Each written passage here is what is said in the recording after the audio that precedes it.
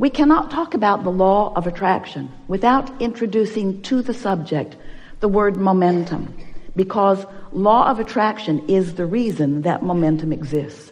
When you give your attention to something for as little as 17 seconds, at that 17-second point, there is a momentum that is discernible as another thought like it joins it, and so forth. So the more you focus, the more momentum. But the most important thing to understand about the way momentum works is that when you are sleeping, you have a reprieve of the momentum. In other words, your beliefs are in suspension while you sleep, which means the momentum of them, the law of attraction momentum of them, is slow to non-existent depending upon how well you are sleeping.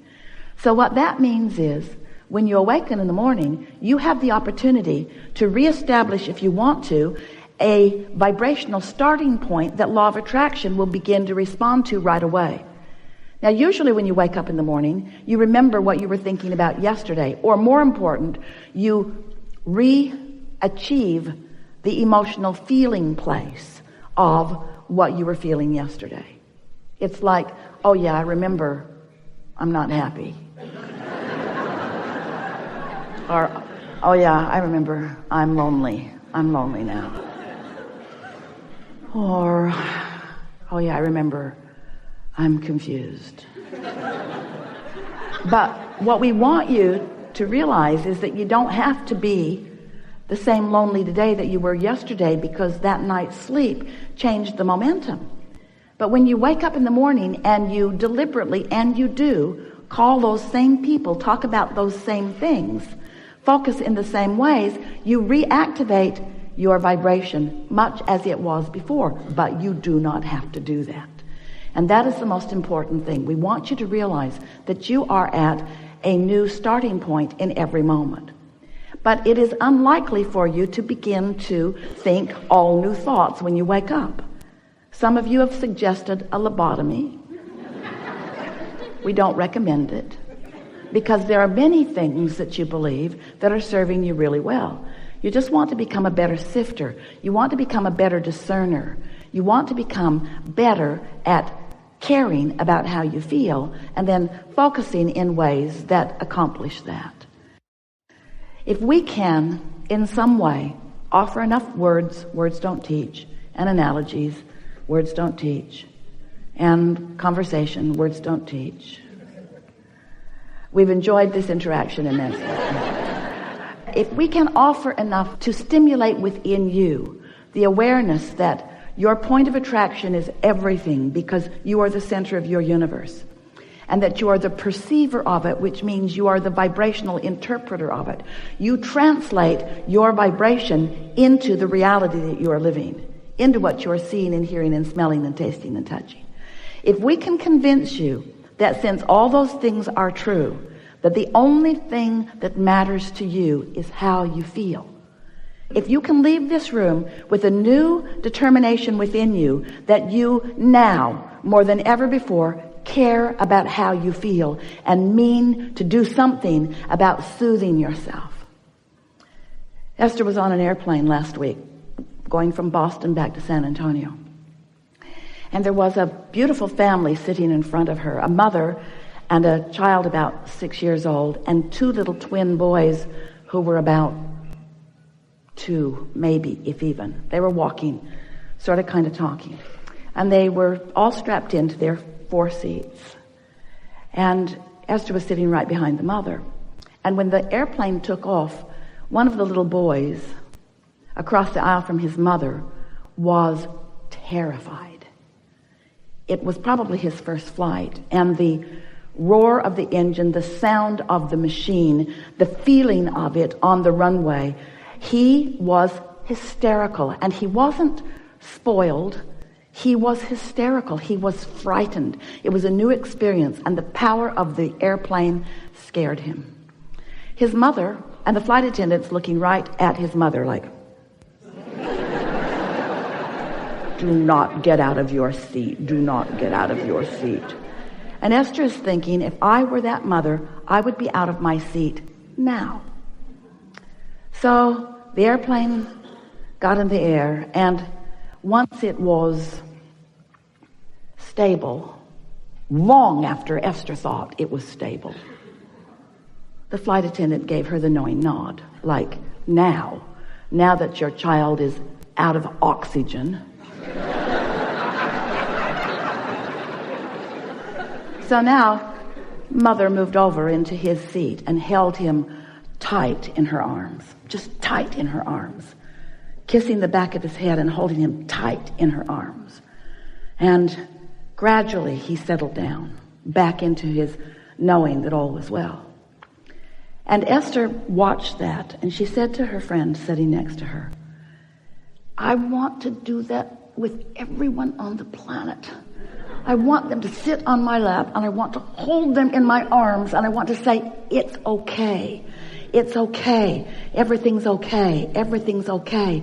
Everything's okay. She wants to do it to herself. She wants to soothe herself into a point of attraction that allows her what she wants and deserves. She wants you to be soothed into a point of attraction that allows you what you want and deserve, because that is the only missing factor. How you feel. If you're terrified, if you're angry, if you're resentful, if you're depressed, if you're aggravated, if you're overwhelmed, those negative emotions are you beating up on you. It doesn't feel like that to you. It feels like somebody else is doing it. Esther was pretty mad for a minute at the flight attendant who was just doing her job. But it made Esther want, with everything that she is, to just make sure that she takes care of feeling good. In other words, someone asked us the best question that has ever been asked a few weeks ago. And the question was, Abraham, how do you get rid of doubt? And we said, you get rid of it before it starts, which was so annoying. Because when you're in the middle of it, that answer doesn't apply. How do I get rid of it before it starts when I've already got it? And we say, well, eventually you're going to sleep and you're going to get up tomorrow. And tomorrow you're going to soothe yourself better so that doubt never gets started. Doubt will never get a foothold if you're watching what you're doing. So Esther began applying that to herself. She woke up every morning with a determination that she was going to find a good feeling place and that she was going to maintain it as long as she could. The first day, she didn't even get out of bed before it was too late. The second day, it was better. The third day, she didn't make it through breakfast. In other words, it took quite a while of Esther caring more about how she felt than tending to emails, caring more about how she felt than tending to what was going on with other people. In other words, you've got to put yourself first. You've got to be so selfish.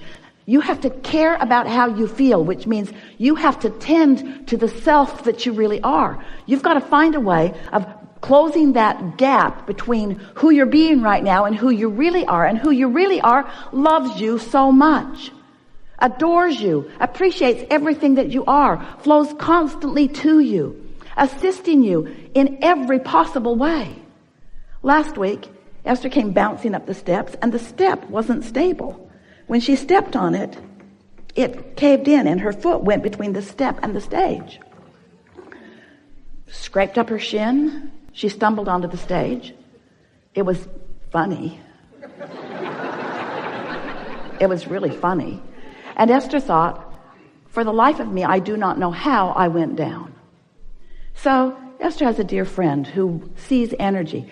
She always comes to the seminars in the city where she lives and sits in the back of the room because she not only likes to see the energy around Abraham, she liked to see the energy around Jerry when he was sitting at the table and the energy around you.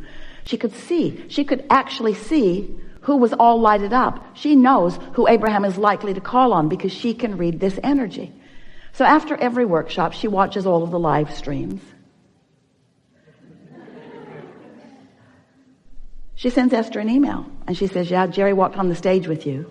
And Esther says, yeah, I know. I can feel him there. And then she said, he caught you last week. And Esther thought, that's why I didn't fall down.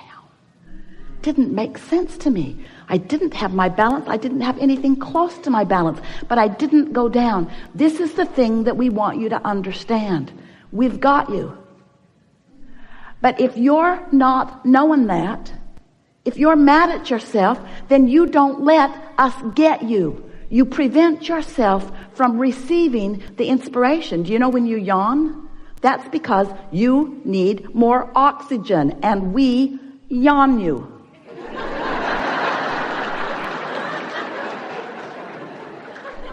All of you are receivers, you see. How often are you in traffic and you know to do something that prevents something? How many things do you prevent that you don't even know you prevent? So many, because you're receiving constant impulses.